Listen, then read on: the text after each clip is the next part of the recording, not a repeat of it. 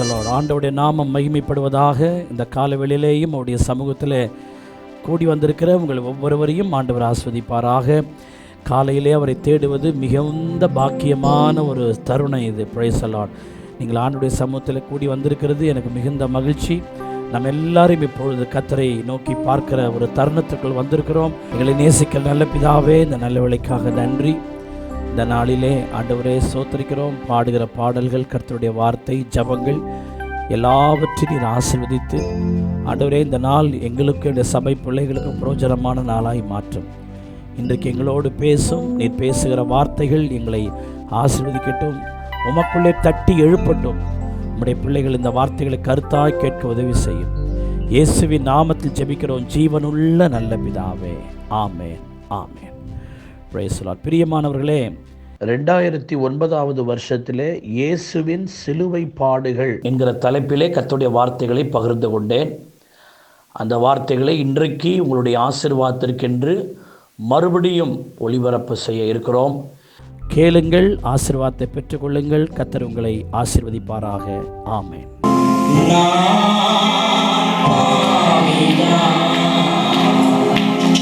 ஆனாலும் நீ ரத்தம் சிந்தினே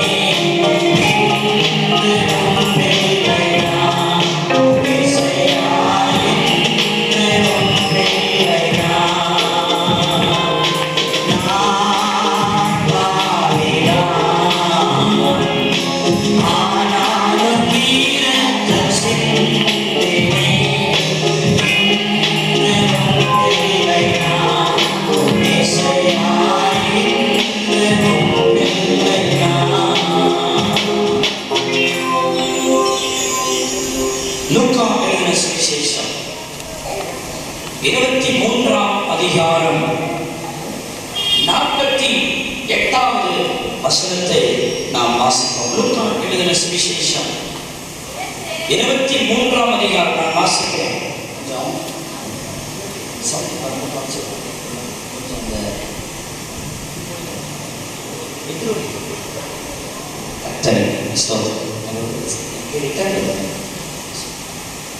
லூக்கா 23ஆம் அதிகாரம் 48வது வசனத்தை வாசிக்கிறேன், கவனியுங்கள்.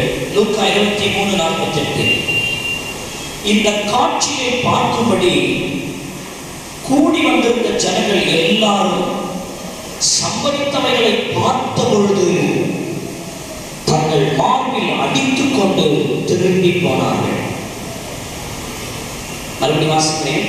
இந்த காட்சியை பார்க்கும்படி கூடி வந்திருந்த ஜனங்கள் எல்லாரும் சம்பவித்தவைகளை பார்த்த பொழுது தங்கள் மார்பில் அடித்துக் கொண்டு திரும்பினார்கள். என்ன காட்சி? யாரையும் கொண்டு போனாங்க. அந்த ஊரா ஏதோ சாதாரணமாய் வேடிக்கை பார்ப்பதற்காக ஒரு மனிதனை போட்டு அடிக்கிறார்கள், சிலுவையை அடைகிறார்கள்.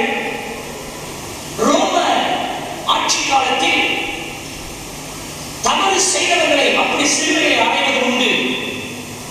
அந்த நாட்களில் அந்த சம்பவங்கள் இயற்கையாகவே அது நடைபெற்றுக் கொண்டிருக்கிற ஒரு விஷயமா இருந்தாலும் ஆண்டவருடைய வாழ்க்கையில் அது ரொம்ப பயங்கரமான விஷயமா இருந்தது. அப்படி எல்லா ஜனங்களும் அந்த காட்சியை, எத்தனையோ பேரை சிலுவையில் அடைந்த பொழுது, எத்தனையோ பேருக்கு மரண தண்டனை விதித்த போது எல்லாரும் அப்படி வேடிக்கை பார்ப்பார்கள். சில வேளையில் சண்டை நடக்கும் போது, தகராறு நடக்கும் போது அதை எல்லாரும் வேடிக்கை பார்க்கிறது இயல்பான விஷயம். ஜனங்கள் என்ன நடக்கிறது என்று வேடிக்கை பார்ப்பதற்காக அதில் இருந்த பெரும்பான்மையான கூட்டம் வேடிக்கை பார்க்க போன கூட்டம். அதில் இருக்கிற ஒரு சிலரோ அவர் மேலுள்ள அன்பினாலே ஐயோ இப்படி நேர்ந்து விட்டதே என்ற நிலைமையை பார்க்க இருந்தது. ஆனால் யாரெல்லாம் அந்த காட்சியை பார்த்தார்களோ வேதம் சொல்லுகிறது, அவர்கள் தங்கள் மார்பிலே அடித்துக் கொண்டு ஐயோ ஐயோ ஐயோ இப்படியா இப்படியா என்று சொல்லக்கூடிய அளவுக்கு யாரெல்லாம் அந்த காட்சியை கண்டார்களோ அவர்கள் எல்லாம் தங்கள் மார்பிலே அடித்துக் கொண்டு ஐயோ ஐயோ என்று சொல்லி அவர்கள் திரும்பி போனார்கள் என்று எழுதப்பட்டிருக்கிறது. இயேசு கிறிஸ்து இந்த உலகத்திற்கு எவ்வளவு முக்கியம் என்று இந்த உலகம் அறியவில்லை. மனிதனை கர்த்தர் நன்றாய் படைத்தவனை ஏனை தோட்டத்திலே வைத்தார். அந்த மனிதனோ பாவம் செய்து ஏனை தோட்டத்தை விட்டு விரட்டப்பட்டான். அவன் ஏதோ ஒரு தோட்டத்தை விட்டு மாத்திரம் விரட்டப்பட்டவன் அல்ல, சுகத்திலிருந்து விரட்டப்பட்டான், ஆசீர்வாதத்திலிருந்து விரட்டப்பட்டான், அவனுடைய நல்ல காரியங்களிலிருந்து விரட்டப்பட்டான், அவனுடைய வாழ்க்கை சமாதானத்திலிருந்து விரட்டப்பட்டான். மனிதன் சந்தோஷத்திலிருந்து விரட்டப்பட்டான். ஒரு தோட்டத்தை விட்டு விரட்டப்பட்டான் என்று நீங்கள் நினைக்கக்கூடாது. சுகத்தை விட்டு விரட்டப்பட்டான், நிம்மதியை விட்டு விரட்டப்பட்டான், ஆறுதலை விட்டு விரட்டப்பட்டான், அவனுடைய வாழ்க்கையின் சந்தோஷமான காரியங்களை விட்டு விரட்டப்பட்டான். மனிதனை பாவமும் கண்ணீரும் கவலையும் சூழ்ந்து கொண்டது. இதை பார்த்த பிதாவாகி தேவன் நாம் படைத்த மனிதன் இப்படி அவலப்படுவதை அவர் பொறுத்துக் கொள்ள முடியாமல் தன்னுடைய ஒரே பேரான குமாரனை அனுப்பி விரட்டப்பட்ட நம்மை திரும்பவும் சேர்த்துக் கொள்வதற்காக, விரட்டப்பட்ட நம்மை திரும்பவும் அவரிடமாகவே சேர்த்துக் கொள்வதற்காக, விரட்டப்பட்ட நம்மை அவரோடு ஐக்கியப்படுத்துவதற்காக, சகலவிதமான ஆறுதலை விட்டு விரட்டப்பட்ட நாம் திரும்பவும் அந்த ஆசீர்வாதத்திற்குள் கொண்டு வருவதற்காக இயேசு கல்வாரிக்கு அவர் கடந்து சென்றார். எல்லாரும் சொல்லுங்க, கர்த்தரை விட்டு எல்லாரும் சொல்லுங்க,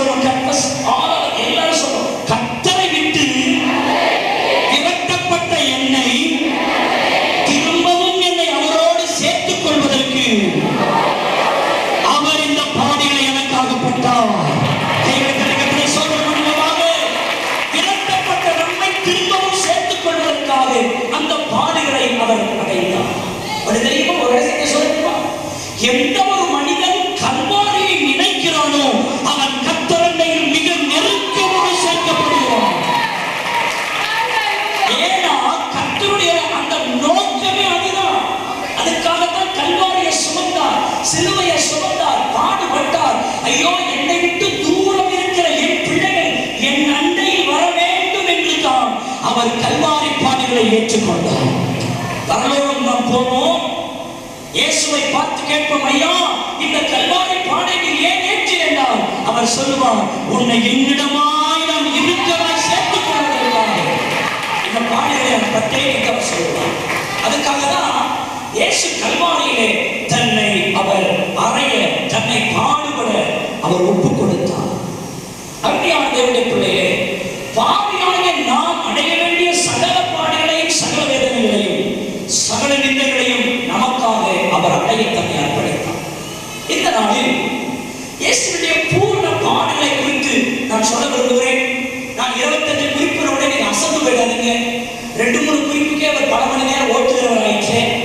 25 குறிப்புக்கு எங்க போகணுமோ தெரியல அப்படின்னு எண்ணாமல் நான் அதிகமா இழக்காமல் வசனத்தை தான் உங்களுக்கு சொல்லி ஒரு சில விளக்கங்களை சொல்லி நான் சீக்கிரமாக உங்களை அனுப்பிவிட விரும்புகிறேன். தயவு செய்து வீட்டுக்கு எப்போது போவோம் என்ற சிந்தையோடு அல்லது மற்ற சிந்தைகளோடு நீங்கள் இங்கே வந்திருப்பீர்களானால் அது உங்களுக்கு பயந்தராது.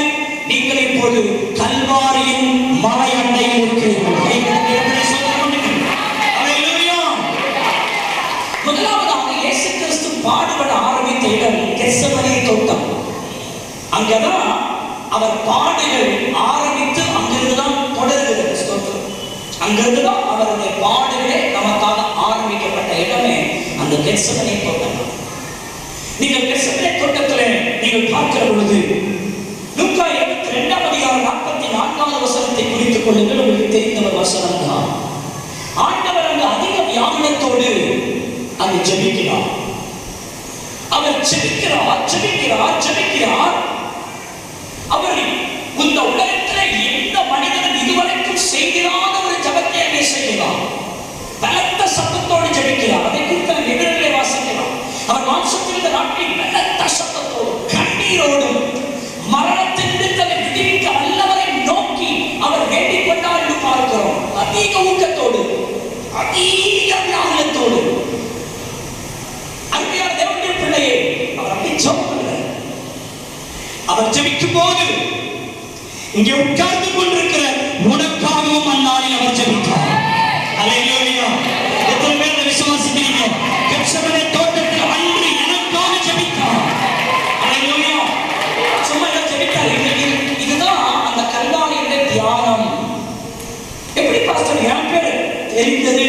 கல்வாரிக்கு போவதற்கு முன்னாடி கெத்செமனே தோட்டத்தில் அவர் ஜெபிக்கும் பொழுது இந்த மாதிரி ஒரு சபை வர வேண்டும் என்று அப்போது அவர் ஜெபித்தார். இந்த விசுவாசி ரட்சிக்கப்பட வேண்டும் என்று அப்போதே ஜெபித்தார். நீ தேவனுக்குள் வர வேண்டும் என்று அப்போதே ஜெபித்தார். என்ன சொல்றேன்? யாரோ ஒருத்தவங்க சுவிசேஷம் சொல்லி நீங்க திருச்சபைக்கு வந்தேன் என்று சொல்வது அது தவறு. விரட்டப்பட்ட நீங்கள் கிறிஸ்துவாகி இயேசுவிடத்தில் திரும்ப வருவதற்காக அவர் கெத்செமனே தோட்டத்தில் உங்களுக்காக அவர் ஜெபித்தார். அந்த ஜெபம்தான் இன்று அவருடைய பிள்ளையாய் உங்களையும் என்னையும் மாற்றிருக்கிறது. அல்லேலூயா.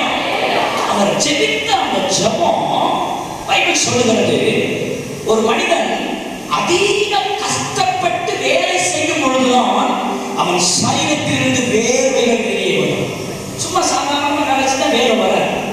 அப்போ ஒரு மனிதன் தன் சரீரத்தை கஷ்டப்பட்டுவோ, நான் சாதாரண உட்கார்க்கும் போது எனக்கு வேர்வை வராது. ஆனால் நான் என் சரீரத்தின் வேலையெல்லாம் பயன்படுத்தி நான் பேசும்பொழுதுதான் வேர்வை மனுஷனுக்கு வருகிறது.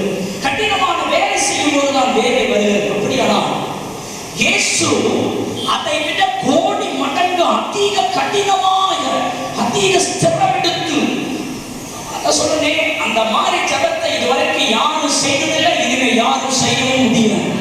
அந்த அளவுக்கு ஒரு ஜபத்தை அவர் செய்தார். அதற்கு அடையாளம் அவருடைய வேர்வை வர வேண்டிய இடத்தில் ரத்தத்தின் பெரும் துளிகள் கொட்ட ஆரம்பித்தார். பாருங்க, இது சாத்தியமா? அப்படின்னா அவர் எவ்வளவு டைப் பண்ணி ஜெபம் பண்ணியிருந்தா, அவர் எவ்வளவு வியாகுலப்பட்டு ஜெபம் பண்ணியிருந்தா, அவர் எவ்வளவு ஸ்ட்ரகிள் எடுத்து அவர் ஜெபம் பண்ணியிருந்தா, வேர்வை வர வேண்டிய நாளங்களின் வழியாக ஏதோ சொட்டு சொட்டாக ரத்தம் அல்ல, நன்றாக கவனியுங்கள், ஒவ்வொரு சொட்டு பெரும் துளிகளாக கீழே விழுந்தன. அந்த இடமெல்லாம் ரத்தம். அவர் ஜெபித்து ஜெபித்து பலனை இழந்தார். முதல் குறிப்பு சொல்லுவேன், கர்த்தருக்கு சொன்ன குறிப்பு. பலன் இழந்து ஜெபித்தார். அதான் அவர் முதல் பாடம். பலன் இழந்து ஜெபித்தார். அல்லது பலன் இழக்கிற வரைக்கும் அவர் ஜெபித்துக் கொண்டே இருந்தார். முதல் குறிப்பு, பலன் இழந்து ஜெபித்தார். அதுதான் இயேசு அடைந்த முதல் பாடம். எனக்காக. ஏன் அப்படி சொல்றேன் அப்படின்னா, 43ஆம் வசனத்துல வானத்திலிருந்து ஒரு தூதன் இறங்கி வந்து அவரை பலப்படுத்தினார். அப்படின்னு என்ன அர்த்தம்? வானத்திலிருந்து ஒரு தூதன் அவரை பலப்படுத்தினார் என்றால் அவர் பலனை கெத்செமனே தோட்டத்தில் இழந்தார். தன் பலன் செலவழிந்து போகும் மட்டுமாக அவர் ஜெபித்தார். ஹல்லேலூயா. அவர் பலனை எல்லாம் அந்த கெத்செமனே தோட்டத்திலே அவர் இழந்த பொழுது இப்போ அடுத்தது என்ன செய்யணும்? அவர் அடிக்கப்படணும், சிலுவையை சுமக்கணும், இன்னும் எவ்வளவோ பாடி இதுக்கு மேலதான் இருக்கு. உடனே பரலோக தேவன் என்ன பண்ணிட்டார்? தூதன் அனுப்பி, என்னப்பா கெத்செமனே தோட்டத்தில் என் குமாரன் எல்லாம் கடந்து இழந்து நான் ஜெபிக்கும் போதே எல்லாம் கடந்து போயிடுச்சு, இனிமே எப்படி சிலுவை சுமப்பார்னு சொல்லி தொடர்ந்து இன்னும் பாடுபட பரலோகம் இன்னும் அவரை பலப்படுத்துகிறது. கைகளை கட்டி கத்தரை சொல்றவங்க ஏற்கனவே ஒரு பலன் இழந்தாச்சு, இந்த பாடு போதாது, இன்னும் என் குமாரன் பாடுபட வேண்டும், இன்னும் அவர் அடிக்கப்படணும், இன்னும் அடிக்கப்படணும். உடனே இன்னும் பலன் அவருக்கு ஏற்றப்படுது. யோசிப்பார், இதெல்லாம் யாருக்காக? அருமையான தேவனுக்கு இதை நாம் யோசிக்க வேண்டும். சில நேரத்தில் நம் ஆவிக்குரிய வாழ்க்கையில நாம் ஜபத்திலே நாம் ஜபிக்கிற பொழுது சில நேரத்தில் ஆவியானவர்களை பலப்படுத்துவார். சோர்ந்து போயிருக்கும் பலப்படுத்துவார். எதுக்கு பலப்படுத்துறாருன்னா, அடுத்து வரப்போற பாடங்களை சகிக்கணுன்றதுக்காக தான் உன்னை சில நேரங்கள் பலப்படுத்துகிறார். அல்லேலூயா. என்னுடைய தாய் அடிக்கடி சொல்லுவாங்க, என்னுடைய தகப்பனார் ஒரு முறை சொன்னாரா, ஏசு என்னை எடுக்க போறாருமா, அதனால நீ 40 நாள் உபவாசம் போடுறேன்னா. உடனே சொன்னாங்க, என்னங்க இது வரைக்கும் 40 நாள் உபவாசம் எடுத்ததே கிடையாது, இப்போ 40 நாள் உபவாசம் எடுக்க சொல்றீங்களேன்னு சொல்லி இந்த தாயாருக்கும் என்னுடைய தகப்பனாருக்கும் ஒரு வாக்குவாதம் ஆயிடுச்சு. எங்க தாயார் சொன்னாங்க, ஐயோ நான் 10 நாள் பாஸ்டிங் எடுத்துருக்கிறேன், 40 நாள் என்னால் சான்ஸே பாஸ்டிங் எடுக்க முடியாது என்று சொல்கிறாங்க. ஆனால் என்னுடைய தகப்பனார் அவருக்குள்ள ஆவியானவர் வெளிப்பாடு கொடுத்ததுனால உன் நாட்கள் முடிய போகிறது என்கிற ஒரு தீர்க்கமான வெளிப்பாட்டை தந்ததுனால, இதற்கு பிறகு நானும் என் பிள்ளைகளுக்கு என் மனைவிக்கு நான் துணையா இருக்க முடியாது, கர்த்தர் தான் துணையா இருக்கணும், நான் மறிச்சுதான் இவங்க சோதருவாங்களோ என்று சொல்லி ஆண்டவர் முன்கூட்டி அறிக்கை தகப்பனார் மூலமாக ஒரு சிந்தை கொடுத்தாரு. வேற வழி இல்லாம எப்படித்தான் இருக்க போறோமோன்னு தெரியாம 40 நாள் உபவாசம் அவங்க எடுக்க ஆரம்பிச்சாங்க. அவங்க 40 நாள் உபவாசம் முடிப்போம் என் தகப்பனார் கர்த்தருடைய ராஜ்யத்துக்கு போகவும் சரியா இருந்துச்சு. அதை குறித்து என்னுடைய தாயார் அடிக்கடி சொல்லும் பொழுது, என்னுடைய கணவனார் மரிப்பதற்கு முன்பாக நான் 40 நாள் உபவாசம் எடுத்து அந்த உபவாசத்தில் தேவனால் நான் பலப்படுத்தப்படாது இருந்திருப்பேன். ஆனால் என் கணவர் மரித்த பிறகு நான் ஒரு பைத்தியக்காரியாகத்தான் இருந்திருக்க வேண்டும். என் கணவர் இறந்த பிறகும் இந்த ஊழியத்தை செய்வோம் என்கிற பலன் ஏன் வந்தது என்றால் அவர் முன்கூட்டியே என்னை பலப்படுத்தினார். இது என் தாயாருக்கு மாத்திரமில்லை, இது வந்திருக்கிற உங்கள் எல்லாருக்கும் இந்த அனுபவமாக இருக்கலாம். சில நேரங்களில் கர்த்தரை பலப்படுத்துவதற்கு காரணம் இனி வரப்போகிற பாடுகளை சகிப்பதற்காக. கிறிஸ்தவ வாழ்க்கையில சில நேரங்கள் இப்படியும் நடக்கும், பலப்படுத்துவார், அடுத்தது தாங்கிறதுக்காக. அந்த மாதிரி இவர் கெத்செமனே தோட்டத்திலே இவர் பலனெல்லாம் என்ன செய்தார்? அதுதான் அவர் அடைந்த முதல் பாடு. சொல் அதான் இதை நீ குறித்த மனசுல வச்சுக்கணும். கெத்செமனே தோட்டத்துல எனக்காக பலன் இழந்து ஜெபித்தார். அதுதான் நான் விஷயம் சொல்றேன்.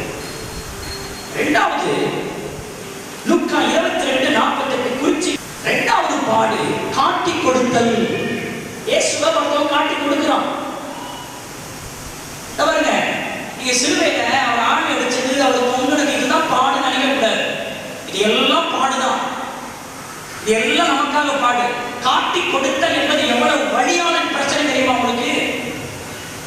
கூடவே இருந்தவன், கூடவே புசித்தவன், கூடவே வாழ்ந்தவன், திடீரென்று ஒரு நாள் இவர்தான் காட்டி கொடுத்தால் அந்த இயேசுவின் மனம் என்ன வழி வலிச்சிருக்கும் யோசிச்சு பாருங்க.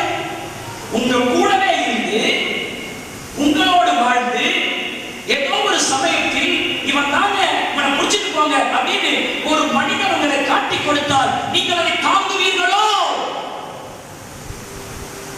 சார், என்னால தாங்க முடியல சார் இந்த விஷயத்தை. இயேசு கிறிஸ்து வந்த நேரத்தில், அந்த நிமிடத்தில், அருமையான தேவனுடைய பிள்ளையே, how much pain to be cried, காட்டி கொடுப்பது எவ்வளவு வலி. சபையே, இந்த செய்தியெல்லாம் நீங்கள் சாதாரண எடுத்துக்கொள்ள கூடாது.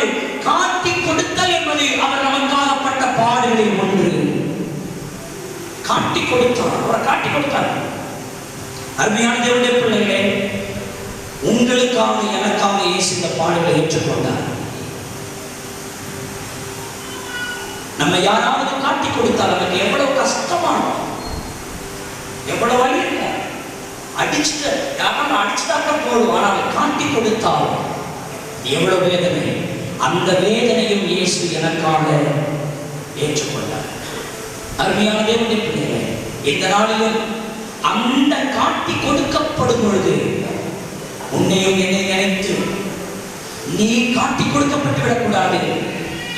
உன்னை யாரும் அப்படி காட்டி கொடுத்த அந்த வேதனை, அந்த வலியை நீ சுமக்கக்கூடாது என்பதற்காக அந்த வேதனையும் உனக்காக அவரே ஏற்றுக்கொண்டார். அல்லேலூயா. இதை நம்ம நினைக்கணும். மத்தேயு 26:56 பிடித்துக் கொண்டால் சீஷர்கள் எல்லாரும் அவரை விட்டு ஓடி போனார்கள். எவ்வளவு வேதனை தெரியுமா இது?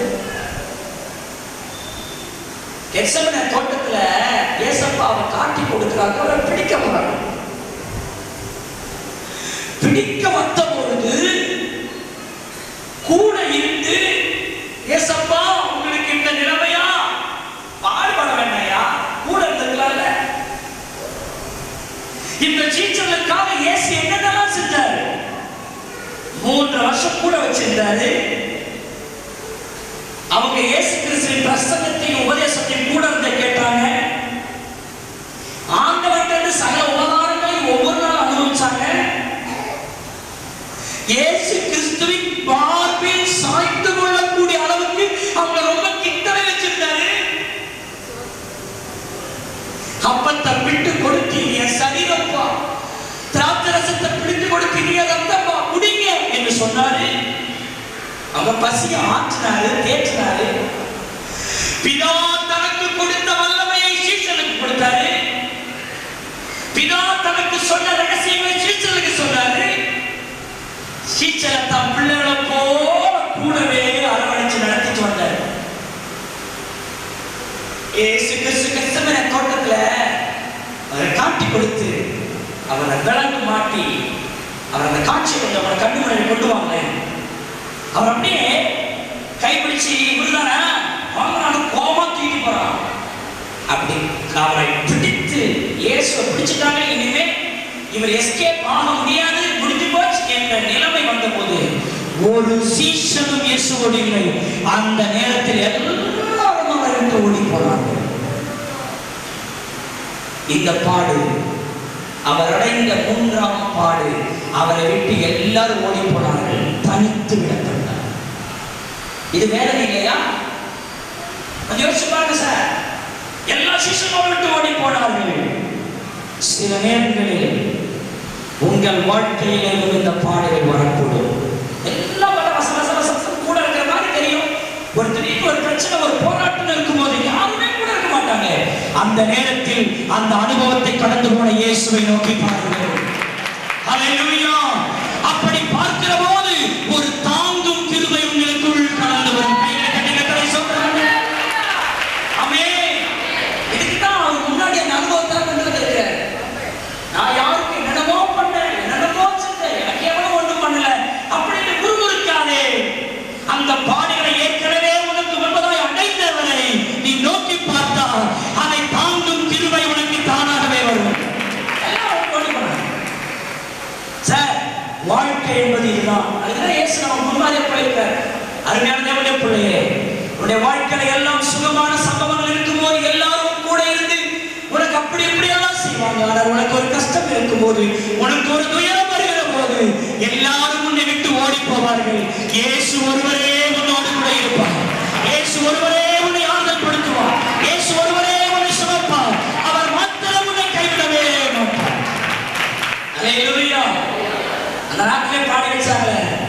வீடு வரைக்கும் தான் உறவு, வீதி வரைக்கும் மனைவி வருவானா, சுடுகாடு வரைக்கும் பிள்ளை வருவானா. ஆனா அந்த மனுஷனுடைய கடைசி எந்த மனிதனும் வரமாட்டான். அவ்வளவுதான் தனிமை. ஆனால் கடைசி வரைக்கும் வருகிறவர் நான் பிரசங்கிக்கிற இயேசு கிறிஸ்து உன் வாழ்க்கையின் கடைசி பரியந்தம் வந்து உன்னை ஆதரப்படுத்துவார், உன்னை கைவிட மாட்டார், உன்னை விட்டு விலகி போக மாட்டார். அந்த கல்வாரி நாயகனை நோக்கிப்பார். கெத்செமனே தோட்டத்திலே தனிமரமாய் இருக்கிறார். எல்லாரும் அவரை அழைத்து அந்த ரோம போர் சேவகர்கள் அவரை கடினமான இதயத்தோடு இழுத்துக் கொண்டு போகிறார்கள். இயேசு தனிமையாய் அங்கே இருக்கிறார். இது அவர் அடைந்த 3வது பாடு. 4வது பாடு மத்திய 26:45 குறித்துக் கொள்ளுங்கள். மனுஷனின் கையில் ஒப்பு கொடுக்கப்பட்டார். You must listen to the word. இதெல்லாம் பாடி சார். அம்மா, சகோதரி, சகோதரனே, இந்த வார்த்தையை சொல்லும் போது என் கண்ணு கலங்குது. அடக்கிட்டு பேசுறேன் நானு. எனக்கு அழுதுட்டா பேச்சு வராது. அப்படி ஒரு நிலைமை எனக்கு சொல்றோம். சிலவங்க அப்படியே கண்ணீர் இது வந்துட்டே பேசுவாங்க. அதெல்லாம் பார்க்கும்போது ஆண்டவரே இவங்க பேசுறாங்க, இந்த மாதிரி பேச எனக்கு கிருபையா அந்த கிருபையே வரல. அழுதுட்டா இறுதியும் அதனால அடக்கிட்டு பேசிட்டு இருக்கேன். மனுஷகுமாரன் இயேசு யார் கையில் ஒப்பு கொடுக்கப்படுகிறார்? மனுஷனின் கையில் ஒப்பு கொடுக்கப்படுகிறார். கவனிக்கணும். அந்த இயேசு பிதாவின் கையில் செல்ல பிள்ளையாய் இருந்தவர், பிதாவின் வழியிலே செல்ல பிள்ளையாய் இருந்தவர், தேவனுக்கு சமமாய் இருந்தவர், பரலோகத்தின் சிங்காசனத்தின் மேல் வீற்றிருந்தவர், கோடான கோடி தூதர்களால் ஆராதிக்கப்பட்டவர், பிதாவின் ஆளுகையின் கீழ் இருந்தவர், பிதாவின் பிரசன்னத்தில் இருந்தவர், பிதாவின் சித்தத்துக்கு கீழே இருந்தவர், பிதாவின் கண்காணிப்புக்குள் இருந்த இயேசு மனுஷனின் கையில் ஒப்பு கொடுக்கப்படுகிறார் என்றால் எவ்வளவு பெரிய வேதனை யோசித்து பாருங்கள். எவ்வளவு கீழாவிட்டார் பாருங்கள் இயேசு. அவருடைய ஸ்தானம் என்ன, அவருடைய இருப்பிடம் என்ன, அவர் மேன்மை என்ன. ஆனால் அந்த மகிமையான தெய்வம் ஒரு மனிதனின் கையில் இப்பொழுது அவர் இருக்கிறார். இயேசு கிறிஸ்து யார் கையில் விழாதவர். அவர் ஊழியம் செய்த நாட்களில் அவரை கேள்வி கேட்டு மடக்கு பார்த்தாங்க. எப்ப கையில் இயேசு விழாத 12 வயசுல கூட ஆசாரியர்களுக்கு பிரதான ஆசாரியருக்கு சவால் விட்டாரு.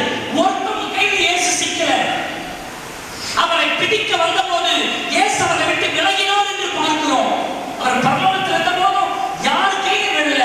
அவர் இந்த உலகத்தில் ஊழியம் செய்து கொண்டிருந்த போதும் அவர் யாரு கையிலுமே விழல. ஒரு முறை மரியாள் கூட இப்படி அப்பம் குறைந்து திராட்சரசம் குறைந்து விட்டதே என்று சொல்லும் போது கூட அந்த மரியாதை பரிசுனார், ஸ்திரீயே உனக்கும் எனக்கும் என்ன, பெற்ற தாயின் கையிலும் விழாதவர் அவர். நான் சொன்ன வார்த்தைகள் யோசிச்சு பாருங்கள். உலக பிரகாரமா இந்த உலகத்துக்கு வெளிப்படுவதற்கு காரணமாயிருந்த மரியாளின் கையிலும் தன்னை விட்டு போடாத இயேசு கேட்டாரே, ஸ்திரீயே உனக்கு எனக்கு என்னமா, என் வேலை இன்னும் வரல. பாருங்கள், எந்த மனுஷனுக்கும் அவர் தன்னை விட்டு விடவில்லை, தனித்திருந்தார். எந்த மனுஷனுடைய ஆளுகையின் கீழ் அவர் இல்லை, தனித்திருந்தார். கொஞ்சம் யோசிச்சு பாருங்க. நான் சொல்ற விஷயங்களை நீங்கள் தியானித்து பாருங்கள். இயேசு கிறிஸ்துவினுடைய அந்த நிலைமை எப்படி இருந்தார் அவர். அந்த மகிமையான இயேசு. ஒரு முறை தாவீது கூட சொன்னான், ஐயோ நான் மனுஷனின் கையில் விழாதிருப்பேனாக, கர்த்தரின் கையில் நான் விழுவேன், ஆனால் மனுஷனின் கையில் விழமாட்டேன் என்று மனுஷனுடைய கையில் விழாதபடிக்கு தப்பினவன் தாவீது. ஆனால் தாவீது தப்பினான். தாவீதின் குமாரனாக இயேசுவோ மனுஷனின் கையில் ஒப்புக் கொடுக்கப்பட்டான். என்ன பண்ணிருப்பாங்க இயேசு? எனக்கு சொல்றது முடியலங்க. அவருடைய பொசிஷன் என்ன, அவர் என்ன ரேஞ்ச், அவரு சேரக்கூடாத ஒளியில் வாசம் பண்ற தெய்வம் கிட்ட நின்று பேசவே முடியாது. அவர் மனுஷன் கையில் அவர் ஒப்பு கொடுத்துட்டாங்கன்னா இது மனுஷன் என்ன வேணா அவர் என்ன செய்யலாம். இப்ப பண்ணல அந்த ரேஞ்சுக்கு அவர் ஒப்பு கொடுத்துட்டாங்கன்னா ஏசு எனக்காய் பட்ட பாடுகள் எவ்வளவு, ஏசு எனக்காய் பட்ட பாடுகள் எவ்வளவு. அருமையான தேவனுடைய பிள்ளையே, தன்னை ஒரு மனுஷனின் கையிலே ஒப்பு கொடுத்தது காரணம் நீ ஒப்பு கொடுக்கப்படக்கூடாது என்பதற்காக, நீ ஒரு மனுஷனின் கையில விற்க கூடாது என்பதற்காக இயேசு உனக்காகவும் எனக்காகவும் அந்த பாடுகளை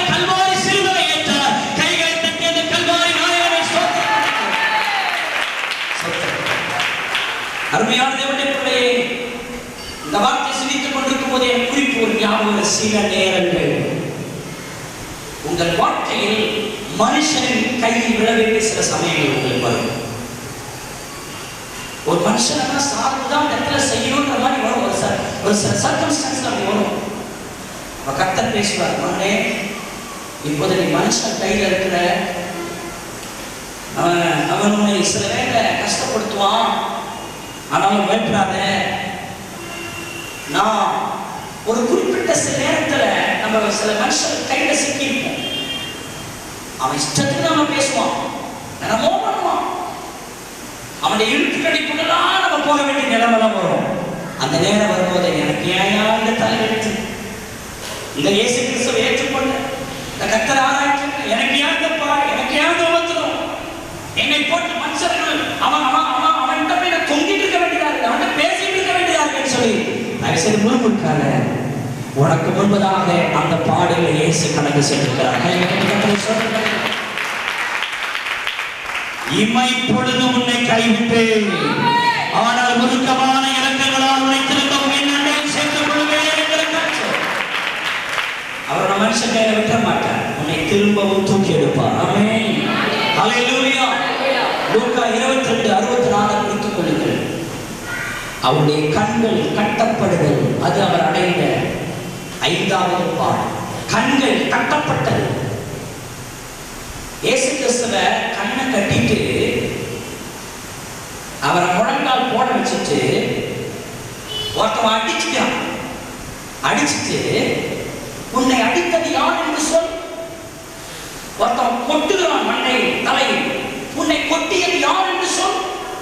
என்னங்க சார், இயேசு கிறிஸ்துவுக்கு எவ்வளவு பெரிய வேதனை பாருங்க. அவர் கண்ணை ஒரு துணியை வச்சு கட்டிட்டு சூழ்ந்து இருக்கிறவன் எல்லாம் போய் ஒருத்தன் மண்டையில் அடிக்கிறான், ஒருத்தவன் எங்கேயும் அடிக்கிறான். அடிச்சுட்டு ஏசுன்னு சொன்ன, அப்படி இப்படி இல்லை தேவகுமாரன் சொன்ன, உன் அடிச்சது யார் பேர் சொல்லுவாப்போ அப்படின்னு கண்ணை கட்டி வச்சுட்டு அடிக்கிறாங்களே. என்ன சார் உத்தரவு இது? கவனிக்க, யார் அடித்தார்கள் என்று தெரியாத அளவுக்கு கண்கள் கட்டப்பட்ட ஒரு வாழ்க்கை. கொஞ்சம் கவனிக்க, யார் அடித்தாங்கன்னு தெரியாத அளவுக்கு ஒரு கண் கட்டப்பட்ட ஒரு பாடு. அருமையான தேவனுடைய பிள்ளைகளே, நாங்கள் தியானிச்சுட்டு இருக்கும்போது அவரை கண்ணை கட்டிட்டாங்க, துணி வச்சு கண்ணை கட்டுறாங்க. ஏசப்பா கண்ணை கட்டிட்டு அடிக்கிறாங்க. என்னை ஏன்டா அடிக்கிறேன்னு கேட்கல, யார் அடிக்கிறான்னு அதையும் கேட்கல. அவரை கண்ணை கட்டிட்டு அந்த அடியை வாங்கிட்டு அவர் என்ன நினைத்திருப்பாரோ, யாரை நினைச்சிருப்பாரோ, அவர் கண்ணில் என்னெல்லாம் வந்திருக்குமோ அப்படின்னு யோசிக்கும் பொழுது அந்த கண்ணை கட்டுறதுக்கு முன்னாடி ஒரு சம்பவம் நடந்தது. பேதர் அவரை மறுதளிச்சுட்டான். பிறகு இயேசு கிறிஸ்துவுக்கு இந்த உபத்திரவம் நேரில் அறிஞ்ச பிறகு இயேசு போகிற வழியில் அவன் நின்று பார்க்கிறான். பார்த்து இயேசுவை பார்த்தவன் மனம் கசந்து அழுகிறான். கர்த்தர் போயிட்டே இருக்கிறாரு, மனம் கசந்து அழுகிறான். அவர் போறாரு, கண்ணை உடனே கட்டிட்டான். அதுதான் இயேசு கண் கட்டப்படுவதற்கு முன்பதாக கண்ட கடைசி காட்சியதான்.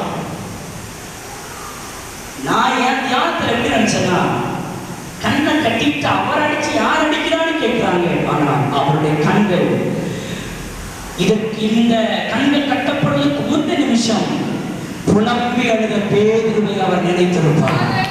ஐயோ, அந்த பேதுரு இப்படி அழுதானே, ஏன் இப்படி அழுதான்னு தெரியலையேன்னு சொல்லி அவனுடைய வேதனையை நினைத்து தன் வேதனையை அவர் மறந்தார். அதோடு ஒரு குறிப்பு சொல்லுகிறேன். அவர் கண்கள் கட்டப்படும் பொழுது அந்த பேதுருவை மாத்திரமல்ல, இங்கு உட்கார்ந்து கொண்டிருக்கிறவங்க ஒவ்வொருவரையும் மனதிலே வைத்துதான் அந்த வேதனைகளை போராட்டத்தையும் அவர் சகித்தார். அல்லேலூயா. நான் இன்னும் இந்த விஷயங்களை குறித்து நான் ஆராயும் பொழுது நான் ஆண்டவர்கிட்ட கேட்டப்பா, நான் உடைய ஊழியத்தை செய்கிற ஊழியக்காரன், பரலோகத்திலிருந்து எனக்கும் ஒரு துணி வேண்டும். என் கண்ணும் அந்த பரலோக துணியினால் கட்டப்பட வேண்டும். என்னை குறித்து யார் என்ன பேசினாலும் சரி, என்னை யார் என்ன திட்டினாலும் சரி, இவங்க தான் என்னை திட்டினாங்க என்று நான் அறியாதபடி என் கண்களை கட்டி போடு சுகமாய் ஊழியம் செய்ய முடியும். இவங்க தான் என்ன திட்டினாங்க, இவங்க தான் என்ன அடிச்சாங்க அப்படின்னு நான் பார்சியாலிட்டியை நான் அதை பார்த்துட்டேன்னா அவங்களுக்கு நான் ஊழியம் செய்ய முடியாது. அவங்களை பார்க்கும்போது இவங்க ஒரு நாள் என்ன திட்டினவங்க இல்லை, ஒரு நாள் எனக்கு இப்படி தானே சொன்னாங்க அப்படி என்று நான் அவங்களுக்கு ஊழியம் செய்ய முடியாது. ஆண்டவரே, ஆண்டவரே, என்னை யார் திட்டினாலும் பரவாயில்ல, ஆனா என்னை திட்டுகிறது யார் என்று தெரியாமல் ஆகிவிடும். அல்லேலூயா. அந்த பரலோக துணி உங்கள் எத்தனை பேருக்கு வேண்டும் என்று சொல்லி நீங்கள் கேட்கிறீர்கள். அந்த துணியால் கண்களை கட்டும். அல்லேலூயா, அல்லேலூயா. ஆண்டவரே, யார் என்ன பேசினாலும் அதை எனக்கு வேண்டாம், அதை என் கண்ணை விட்டு மறைத்து விடும். யார் என்ன பேசினாலும் எனக்கு வேண்டாம், தெரிய வேண்டாம் என்றால் அப்போதுதான் நான் ஆவிக்குரிய வாழ்க்கையை உண்மையாக செய்ய முடியும். அல்லேலூயா, அல்லேலூயா. அது மாத்திரமல்ல, அவர் அது மாத்திரமல்ல, தீமையை நாம் பார்க்க மாட்டோம். அந்த துணி இருந்தால், அந்த பரலோக துணி இருந்தால் பாவத்தை பார்க்க மாட்டோம். அடுத்த நாள் பிரச்சனை என்னன்னு நமக்கு தெரியாது. நாம் அந்த கடைசி நிமிஷம் வரைக்கும் சந்தோஷமா ஊழியத்தை நம்ம செய்யலாம். எங்கள் ஆவிக்குரிய வாழ்க்கை தரிசித்து நடக்கிற வாழ்க்கை அல்ல, அது கர்த்தரை விசுவாசித்து நடக்கிற ஒரு வாழ்க்கை. அல்லேலூயா. வேதம் சொல்லுகிறது, குருடனை அவன் அறியாத வழியில் நடத்தி. அல்லேலூயா. அதை ஏசாயாவின் வாசி பாருங்க. குருடன் யார்? தேவனுக்கு தாசனாக இருக்கிறவனே அந்த குருடன். அல்லேலூயா, அல்லேலூயா. இயேசு கிறிஸ்துவினுடைய கண்கள் என்ன செய்யப்பட்டிருந்தது? கட்டப்பட்டிருந்தது. அவருடைய கண்ணை கட்டிட்டு அடிச்சாங்க. ஏசப்பாவுடைய கண்ணை கட்டிட்டு அடிச்சாங்க. எவ்வளவு பெரிய வேதனை. 6வது குறிப்பு லூக்கா 22:64. முகத்தில் அறையப்பட்டார். ஒருவன் ஓங்கி அடிக்கிறான், முகத்தில் அறைந்தார். அந்த பொன்முகம், அந்த நிலா முகம், அந்த பரிசுத்த முகம், அந்த தேவகுமாரனுடைய முகம், 10,000 பேரில் சிறந்தவருடைய அந்த முகம், சாரோனின் ரோஜாவின் முகம், பள்ளத்தாக்கின் நீலியின் முகம், இந்த உலகத்தில் இருக்கிற எல்லாரை பார்க்கிற மிகுந்த கவர்ச்சிகரமாக இருக்கிற என் அழகு நேசருடைய முகம் அறையப்படுகிறது. எனக்கு ஒரு விஷயம், இயேசுவை அடிச்சாங்க அப்படின்றத கூட என் மனசு தாங்குங்க, அறைந்தான் என்ற வார்த்தையை தாங்க முடியாது. சற்றும் ஆண்டவர் நினைத்து பாராத நேரத்தில் ஒருவன் அறைந்தாலே இயேசு அந்த கன்னத்தை பிடித்து எப்படி கதறியிருப்பான். கன்னத்திலவன் ஓங்கி அடிக்க சின்ன பிள்ளை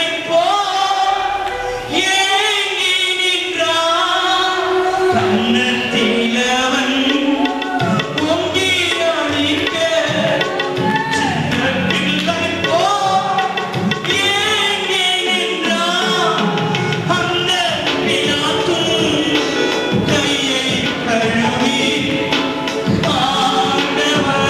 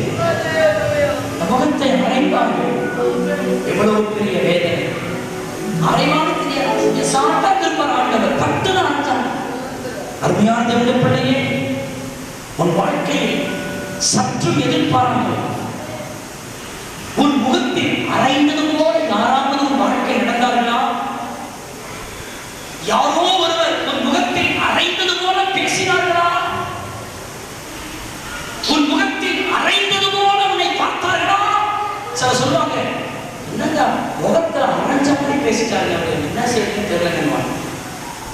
உன் வாழ்க்கையில் அப்படி அரைந்தது போல பேசினார்களா? ஒருவேளை உன்னை யார் முகத்தில் அரைந்திருக்காமல் இருக்கலாம், ஆனால் பேச்சா உன்னை அரைந்திருக்கலாம். அந்த நேரத்தில் அந்த இயேசுவை நோக்கிப்பான். உனக்கு முன்பதாக நடந்து போன இயேசு அப்படிப்பட்ட அனுபவத்தில் அவர் நடந்து போனதை யோசித்துப்பான்.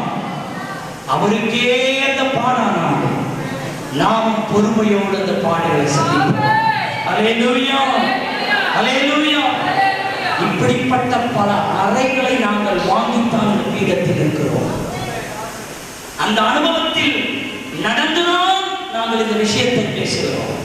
சில நேரங்களில் உங்கள் முகத்தில் அரைந்தது போல சில நடப்பார்கள். அந்த நேரத்தில் நீங்கள் மனுஷீகம் கொள்ளக்கூடாது, மாம்சம் ஏறக்கூடாது.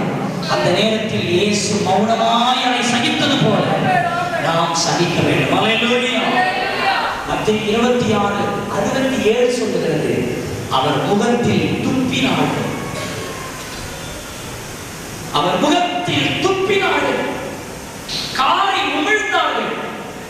ஐயா, நான் உங்களை பார்த்து கேட்கிறேன், சில நேரங்களில் சிக் போடி நீயாச்சும் விட்டு போய் யோக்கியதாச்சும் உங்களை திட்டிட்டு தலையில துப்புவாங்க. ஒருவேளை நம்மளை திட்டிட்டு நம்மளை துப்புவாங்க. நான் சொல்றது கவனிங்க. சிக் போடு, மூடி, அறிவட்டம், உண்டாமை, ஏதோ சொல்லி தூடு துப்புவாங்க. நம்மளை திட்டிட்டு தலையில துப்புறதே நம்ம மனசு தாங்கலையே, கத்தரை டைரக்டா துப்புனாங்க மூஞ்சில, அவர் எப்படி வேலை யோசிச்சு பாருங்க. உன் வாழ்க்கையில பல சூழ்நிலைகளிலே இந்த அனுபவத்தை நீ கடந்து வந்திருக்கலாம். உன்னை திட்டி உன்னை நினைத்து தலையில துப்புறதே நமக்கு யோசிக்காது. அந்த மாதிரி அண்ணன் பண்ணிட்டா நம்மளுடைய எக்ஸ்பிரஷன் என்னவா இருக்கும், அதை நம்மளால தாங்க முடியுமா? ஆனால் ஆண்டவர் அப்படி துப்பல, டைரக்டா மூஞ்சில துப்பினார், நேரடியாய் முகத்தில துப்பினார். மத்தேயு 27:30 சொல்லுகிறது, அவர் மேலேயும் துப்பினார். அவர் முகத்தில் துப்பினது மாத்திரமல்ல, அவர் சரீரத்திலும் துப்பினார்.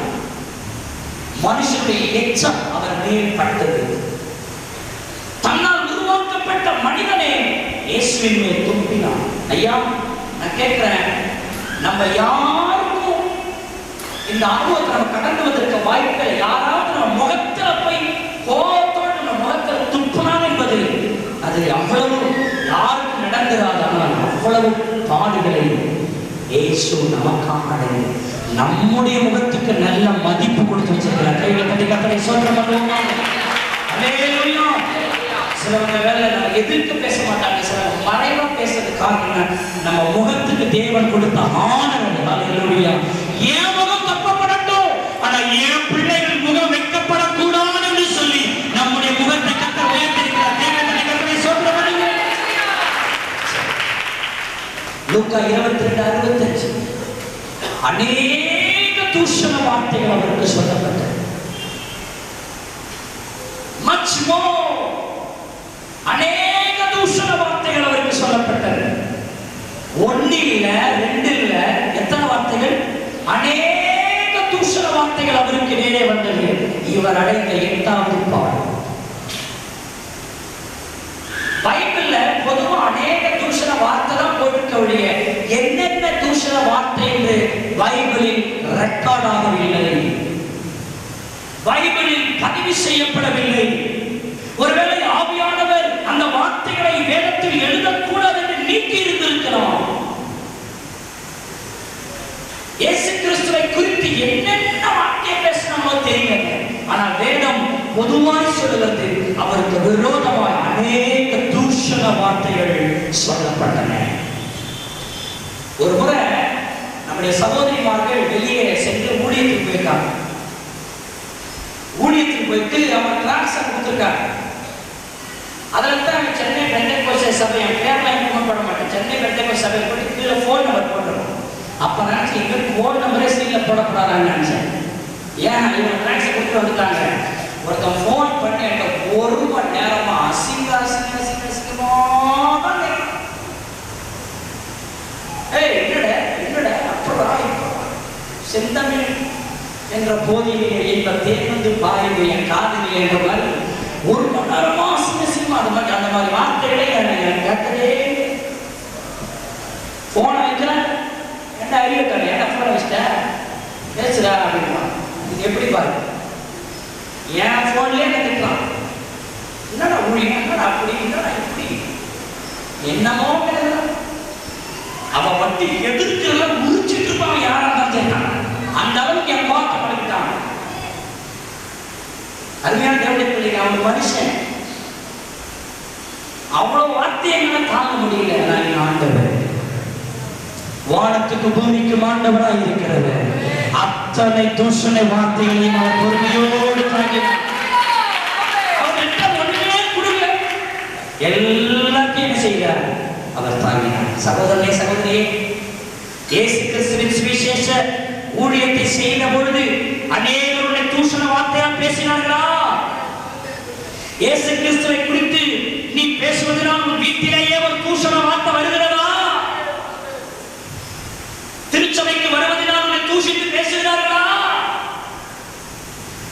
உலகத்தை எல்லாம் விட்டு இயேசுதான் எனக்கு வேண்டும் என்று அவர் அன்னை வந்ததினாலே உன்னை தூஷிக்கிறார்களா?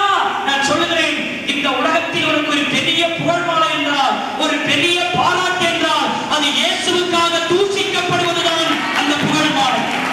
அல்லேலூயா. இந்த உலகம் உனக்கு கொடுக்கிற சர்டிபிகேட் முக்கியம் இல்ல.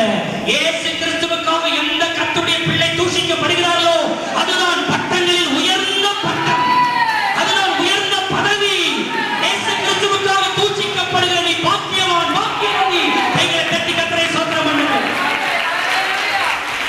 என் நாமத்தின் நிமித்தம் உங்களை தூஷிப்பார்களானால் நீங்கள் பாக்கியவான்களும் பாக்கியவதிகளுமாக இருப்பீர்கள். உன்மேல் பொய்யாய் சொல்வார்களானால் நீ பாக்கியவானும் பாக்கியவதியுமாக இருப்பார். சில நேரத்தில் ஊழியம் செய்யும் போது, ஊழியத்தில் நீ கடந்து போகும் பொழுது கண்டிப்பாய் வானத்தையும் பூமியை உருவாக்கிறவற்றை தூஷண வார்த்தை பேச மாட்டானா? அந்த நேரத்தில் நம்முடைய மனுஷீகம் எழுப்பாதபடி நமக்கு முன்பதாக நம்முடைய இயேசு அந்த பாடுகளை எப்படி சகித்தார், எப்படி ஏற்றுக்கொண்டார் என்று நாம் தியானிக்கும் பொழுது அதை தாங்கும் கிருபை நமக்கு உண்டாயிருக்கிறது. அவர் எனக்காக தூஷண வார்த்தைகளை ஏற்றார். அந்த வார்த்தை சொல்லும்போது அவர் என்ன கூடி கூறியிருந்தார். அவர் பரலோக தேவன், அவருக்கு அந்த வார்த்தையே தெரியாது. பைபிள் சொல்கிறது அவர் தீமையை பார்க்க மாட்டாத, தீமையை பார்த்ததில்லை, தீமையான வார்த்தை அவர் கேட்டதே இல்லை. அப்படி தீமையான வார்த்தையை கேட்காத அவரிடத்தில் அந்த வார்த்தையை சொல்லும் போது அவர் எப்படி கூடியிருந்திருப்பார். அது எல்லாவற்றையும் நமக்காக சமைத்தார். லூக்கா 23:5 நாம் பார்க்கிற போது அன்றைக்கு இருந்த எல்லா மனுஷனுடைய வைராக்கியம் அவருக்கு எதிராய் வந்தது. 9வது குறிப்பு, வைராக்கியம், மனுஷனின் வைராக்கியம் அவருக்கு எதிராய் வந்தது. மறுபடியும் சொல்கிறேன், வைராக்கியம் அவருக்கு எதிராய் வந்தது. எல்லாருடைய வைராக்கியம் இயேசுன்னு. சகோதரனே, கல்வாரி குறித்து நம்ம தியானம் பண்ணிட்டு இருக்கிறோம். இயேசுவை பற்றி யோசிச்சு பாருங்க. எல்லாருடைய வைராக்கியமும் இயேசுவின் பேரில் இருக்குது.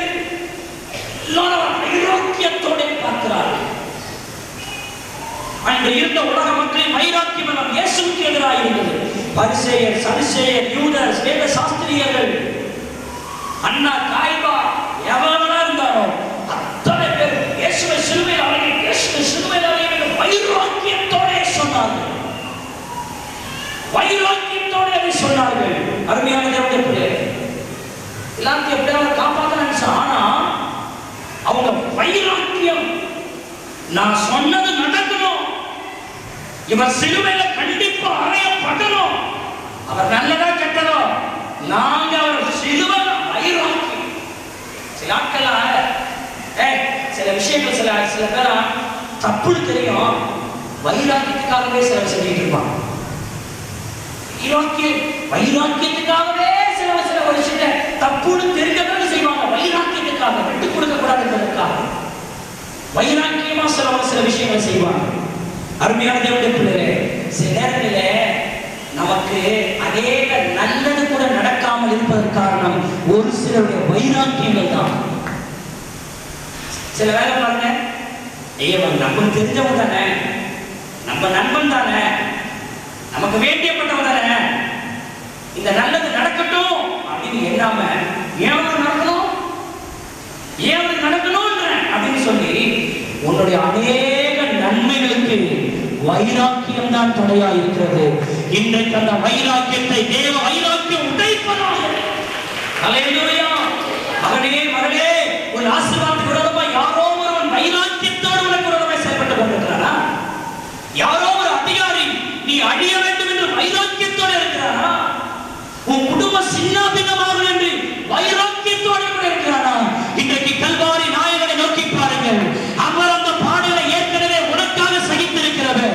உன் உயர்வுக்கு எதிராக இருக்கிற எல்லா வைராக்கியத்தை தேவன் இந்த வினாடியில் சுக்கு நூறாய் உடைத்து உன் ஆசீர்வாதத்தை உன் கரத்தில் கர்த்தர் கையளிப்பார். எந்த வைராக்கியம் உனக்கு தடையாயிராதபடி இந்த நாளில் ஆண்டவரை உன்னை விட்டு விட்டு போடுவாரா? இன்னைக்கு நான் விசுவாசிக்க சொல்றேன், பிரதர், உனக்குள்ள வைராக்கியத்தோட நீ தேவ பிள்ளை, யார் பேர்ல வைராக்கியம் வரவே கூடாது. பக்தி வைராக்கியம் உனக்குள்ள இருக்கலாம், ஆனா மாம்ச வைராக்கியம் நமக்குள்ள இருக்க கூடாது.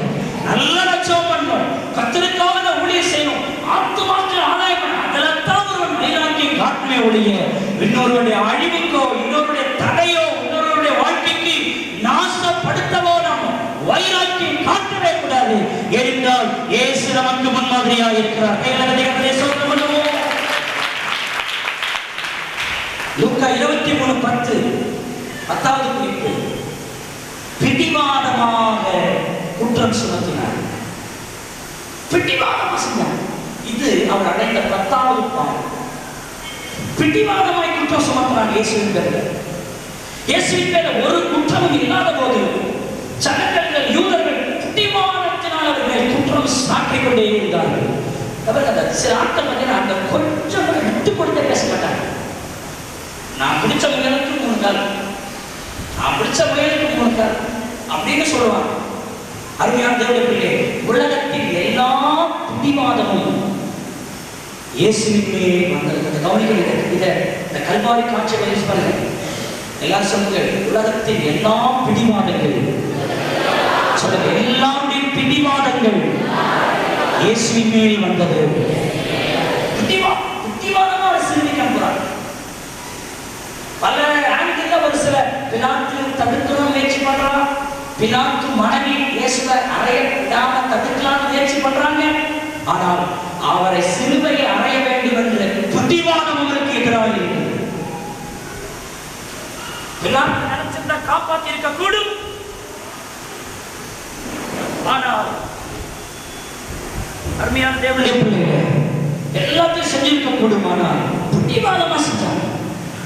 இன்னைக்கு நான் சொல்றேன், அந்த பிலாத்துவால் கூட அந்த பிடிவாதத்தை ஜெயிக்க முடியாத ஒரு பிடிவாதம். பிலாத்து ஒரு ராஜா, அந்த ராஜாவாலேயே ஜனங்களுக்கு பிடிவாதத்தை செய்ய முடியல, மீற முடியாத ஒரு பிடிவாதம் முடியாது. அவர் சிலுவையில் அறையப்படும். சில நேரங்களுடைய வாழ்க்கை ஆசீர்வாதங்கள் ஒரு சில பிடிவாதத்தினால் உங்களுடைய வாழ்க்கை தடையாக இருக்கிறதோ, வேலை செய்யும் போது உங்களுடைய தொழிலும் உங்கள் வியாபாரங்களிலும் யாருடைய பிடிவாதமோ உங்களை கசக்கிக் கொண்டிருக்கிறதோ, ஆண்டவர் அவைகளின் மேல் ஒரு வெற்றியை உங்களுக்கு தருவாராக. விசுவாசிகள் சொல்ற, பிடிவாதத்தில் சிக்காதீர்கள். பிடிவாதம் பண்ணாதீங்க. ஞானஸ்தானம் எடுக்க மாட்டார், பிடிவாதம் பண்ணாத. பாரம்பரிய சத்தியத்தை சத்தியம் அறிஞ்சிட்ட பிறகு பாரம்பரியத்தின் மேல் பிடிவாதம் கொள்ளாதே. சில ஆட்கள் பார்த்தீங்கன்னா, ஐயா உறுப்பு ஞானசாரம் தான் உண்மை, தெளிப்பு ஞானசாரம், குழந்தை ஞானசாரம் பைபிள் எங்க தாத்தா சொல்லி கொடுத்தாங்க. புரியுதுங்களா? அதை விட நீ பெரியவரோ பைபிள் என்ன சொல்ல பார்க்காம தாத்தா மூப்பான்ற பேசிட்டு இருப்பான். எங்க தாத்தா, எங்க சித்தப்பா, எங்க பெரியப்பா, எங்க அந்தப்பா, எங்க இந்தப்பா அப்படின்ட்டு யாரையோ காட்டிட்டு அதை பிடிவாதமாக பிடித்துக் கொண்டு ஒழுங்கு ஞானஸ்தானம் நான் எடுத்துருவேன் நீங்க நினைக்கிறீங்களா? நான் சொன்னா சிலர்லாம் ரட்சிக்கப்பட்ட சபையில் இருப்பாங்க, நான் பிடிவாதம் பண்றவங்க இருப்பாங்க. அவங்க சொல்லிட்டாங்கன்னா அது தப்புன்னு சொல்லிட்டா கூட அவங்க இது பண்ண கீழே விழுந்தாலும் மீசையில் என்ன ஒட்டலையும். ஒருத்தர் அப்படிதான் ரயில்ல தண்டவாளத்துல ஒரு சாமியார் போயிட்டு இருந்தாரா, கால் தவறி கீழே விழுந்துட்டார். ஐயோ சாமியார் விழுந்துட்டான்னு எல்லாமே அவர் தூக்க போனாங்க. சாமியார் என்ன செஞ்சிருப்பான், ஐயோ போன கண்ணு தடுக்கி கீழே விழுந்துட்ட பாருங்க அப்படின்னு பெருந்தன்மையோட தட்டிட்டு நல்லா. அவர் என்ன பண்ணாரு, கீழே தடுக்க விழுந்து பாரத மாதாவின் மடியில் நான் தவழைட்டு அவர் அப்படியே போய் தவறாங்க. தரையிலே போட நீச்சல் அடிக்கிறார். சாமியார் விழுந்துட்டான்னு எல்லாம் போய் தூக்க போறவங்க தவழ, நீங்க யாரும் தூக்காது, நானே தான் விழுந்து நானே தான் தவழுகிறேன் அப்படின்னாரு. என்ன பிடிவாத மத்திய அந்த சாமியாருக்கு. சில ஆட்கள் அப்படிதான் ஒரு தப்பு பண்ணிட்டாங்கன்னா அதை சொல்லி அதை திருத்த முயற்சித்தா இவங்க என்ன பண்ணுவாங்க, எனக்கெல்லாம் தெரியும் நீங்க போகணும். இந்த நேரத்தில் ஒரு பிடிவாதம், ஒரு ஆவிக்குரியவனுக்கு பிடிவாதம் இருக்கக்கூடாது. கைகளை தட்டி கர்த்தரை ஸ்தோத்திரம் பண்ணுங்க. ஏன்னா இயேசு அடைந்த பாடிலே அவருக்கு விரோதமாக என்ன இருந்தது, பிடிவாதம் இருந்தது. ஆனால் இயேசுவிடம் பிடிவாதம் இல்லை. அவர் அவர்களுக்கு தன்னை விட்டு கொடுத்தார். கைகளை தட்டி கர்த்தரை ஸ்தோத்திரம் பண்ணுங்க. லூக்கா 23:7 நீங்க வாசிச்சு பாருங்க. அவரை அலைய விட்டார்கள். என்ன விட்டார்கள்? அலைய விட்டார்கள் பைபிள் இருக்காரு. ஆனா ஏரோதுகிட்ட போறாரு, பிலாத்துக்கு அனுப்புறாங்க. பிலாத்து மறுபடியும் ஏரோதுக்கு அனுப்புறாரு. அப்புறம் பிரதான ஆசாரியர்கிட்ட அனுப்புறாங்க. பிரதான ஆசாரியர் அண்ணா காய்வாய்கிட்ட அனுப்புறாங்க. இப்படியே சுற்றி சுற்றி அங்க போங்க, எங்க போங்க, அங்க போய் பாரு, இங்க போய் பாருங்க. ஏற்கனவே இயேசு அடிக்கப்பட்டு எல்லா இடத்துலையும் காயங்கள் ரத்தது, வாரில் அடிக்கப்பட்ட காரியம் எல்லாம் அப்படியே இருக்கு. ஆனா அந்த பலவீனத்தில் அவர் என்ன செய்ய விடுறாங்க, அலைய விடுகிறார்கள். இயேசு கிறிஸ்து அலைச்சல் அவருடைய வாழ்க்கை வந்தது. சகோதரா சகோதரி, உன்னை இந்த உலகம் அலைய விடுகிற உலகம். அங்க போ, இங்க போ, இந்த ஆபீஸ்க்கு போங்க, அங்க போங்க, அங்க போங்க, இங்க போங்க. இந்த உலகமே அலைய விடுகிற ஒரு உலகம். அருமையான பிள்ளைகளே, ஒரு அலைச்சலை அவர் அறிந்திருக்கிறார் என்றால் அவரும் அலைய விடப்பட்டவர். அல்லேலூயா. உன் அலைச்சல் என்னன்னு தெரியும். கல்வாரி நோக்கி பார் மகனே. இந்த வரி உனக்கு தீர்க்க தரிசனமாய் கர்த்தர் சொல்கிறார். ஒருவேளை உன்னுடைய வாழ்க்கை இது வரைக்கும் நீ அலைந்து திரிந்தாயா, இன்று இந்த கல்வாரி அனுபவத்தை தியானிக்கிறதினால் ஆண்டவரும் வாழ்க்கையை செட்டில் பண்ணுவாராக. உன்னை அலைய விடாதபடிக்கு ஒரு உறுதியான சுமத்திலே ஆணையை போல உன்னை கடாவுவாராக. ஒரு அலைச்சல்களை அவர் அறிந்திருக்கிறார். ஆமென். அல்லேலூயா. லூக்கா 23:11 வருவோம். 12வது குறிப்பு, அவருக்கு மினுக்கான சிவப்பு வஸ்திரம் கொடுக்கப்பட்டது. கவனிக்கணும், மினுக்கான சிவப்பு வஸ்திரம் அவருக்கு கொடுக்கப்பட்டது. இதற்கு என்ன அடையாளம்? மினுக்கான சிவப்பு வஸ்திரம் என்றால் அது பரிகாசமான வஸ்திரம். வேதத்தின்படி அது ஒரு வேசியின் வஸ்திரம். அது மினுக்கான சிவப்பு வஸ்திரம் என்பது முறைகேடாய் நடக்கிறவருடைய வஸ்திரம். அது ஒரு நல்லவன் உடுத்தாத ஒரு வஸ்திரம். மினுக்கான வஸ்திரம் என்பது பாவிகள் அணிவதின் வஸ்திரம். இயேசுவுக்கு என்ன வஸ்திரத்தை போட்டாங்க? மினுக்கான சிவப்பு வஸ்திரம். எங்களை அதிகமாய் நேசிக்கிற நல்ல பிதாவே, இந்த நல்ல நேரத்திற்காக நாங்கள் நன்றி செலுத்துகிறோம். இயேசுவின் சிலுவை பாடுகள் என்கிற தலைப்பிலே முதல் பாகத்தை இன்றைக்கு நாங்கள் கேட்கும்படி உதவி செய்தீரே, நன்றி செலுத்துகிறோம்ப்பா. உம்முடைய பாடுகளை, உம்முடைய மரணத்தை, உம்முடைய தியாகத்தை நினைவு கூறுங்கள், நான் வரும் வரைக்கும் அதை நினைவு கூறுங்கள் என்று சொன்னீரே. ஆண்டவரே, நம்முடைய பாடுகளை நாங்கள் நினைவு கூறும் பொழுது, அதை தியானிக்கும் பொழுது, அந்த பாடுகள் எனக்காக தான் இயேசுப்பட்டார் என்பதை நாங்கள் அறிக்கையிடும் பொழுது அதில் ஒரு பெரிய ஆசீர்வாதத்தை நாங்கள் பெற்றுக்கொள்ளுகிறோம் என்று நம்முடைய வசனம் சொல்லுகிறதப்பா. ஏசப்பா, நாங்கள் நன்றாய் இருப்பதற்கு, எங்கள் குடும்பம் நன்றாய் இருப்பதற்கு, எங்களுடைய வாழ்வு நன்றாய் இருப்பதற்கு என்ற எங்களுக்காக நீர் நொறுக்கப்பட்டு ஒடுக்கப்பட்டிருந்த ஆண்டவரே சோத்தரிக்கிறோம். அந்த காரியங்களை நாங்கள் நினைவு கூறுறோம் ஆண்டவரே. இப்பொழுதும் ஆண்டவரே உம்மை ஸ்தோத்திரிக்கிறோம். ஆண்டவரே உம்முடைய கிருபை, உம்முடைய தயவு எங்களை அதிகமாக மூடி மறைத்து கொள்ளட்டும். ஆண்டவரே இயேசப்பா, சிலுவையின் நிழலில் அனுதினம் அடியான் என்று சொல்லி நாங்கள் பாடுகிறோம். ஆமாண்டவரே, அந்த சிலுவையின் நிழலில் தான் எங்கள் வாழ்க்கையே இளைப்பாறுதல் அடைகிறதப்பா. இயேசுவே, நாங்கள் உம்மை சோத்திரம். அந்த சிலுவை பாடு மரணங்களை நாங்கள் மறவாதபடிக்கு அடிக்கடி அவைகளை நினைவு கூர்ந்து நாங்கள் பரிசுத்தப்படுவதற்கும், உம்முடைய வழியிலே நாங்கள் இன்னும் நிலைத்து நிற்பதற்கும், உம்முடைய வழியிலே நாங்கள் இன்னும் முன்னேறி செல்வதற்கும் பரிசுத்த தேவன் நீங்கள் உதவி செய்ய வேணும்னு நாங்கள் ஜெபிக்கிறோம். ஆண்டவரே, இந்த செய்தியை கேட்ட ஒவ்வொருவரையும், ஒவ்வொரு குடும்பத்தையும், ஒவ்வொரு தனிநபரையும் நீர் ஆஸ்வதிப்பீராக. அந்த சிலுவையினால் வருகிற நன்மைகள் இப்பொழுதே, இன்றைக்கே நம்முடைய பிள்ளைகளை அனுபவிக்க ஆண்டவர் உதவி செய்ய வேண்டும் நாங்கள் ஜெபிக்கிறோம். தரை மட்டுமாய் தாழ்த்துகிறோம். எங்களை அர்ப்பணித்து ஒப்பு கொடுக்கிறோம். கன மகிமை துதி ஸ்தோத்திரம் எல்லாம் உமக்கே செலுத்துகிறோம். இரட்சகரும் மீட்பருமாகிய இயேசு கிறிஸ்துவின் நாமத்தில் இந்த ஜெபத்தை தாழ்மையோடு ஏறெடுக்கிறோம் எங்கள் ஜீவனுள்ள நல்ல பிதாவே, ஆமென். நம்முடைய கர்த்தராகிய இயேசுவின் கிருபை, பிதாவாகிய தேவனுடைய அன்பு, பரிசுத்த ஆவியானுடைய ஐக்கியம், வழிநடத்தல், பாதுகாப்பு, பராமரிப்பு இன்றும் சதா நாட்களிலும் நம் அனைவரோடு கூட இருப்பதாக. ஆமென். எல்லாரும் சேர்ந்து சொல்லுவோம். என் ஆத்துமாவே கர்த்தரை சோத்தரி, என் முழு உள்ளமே அவருடைய பரிசுத்த நாமத்தை சோத்தரி.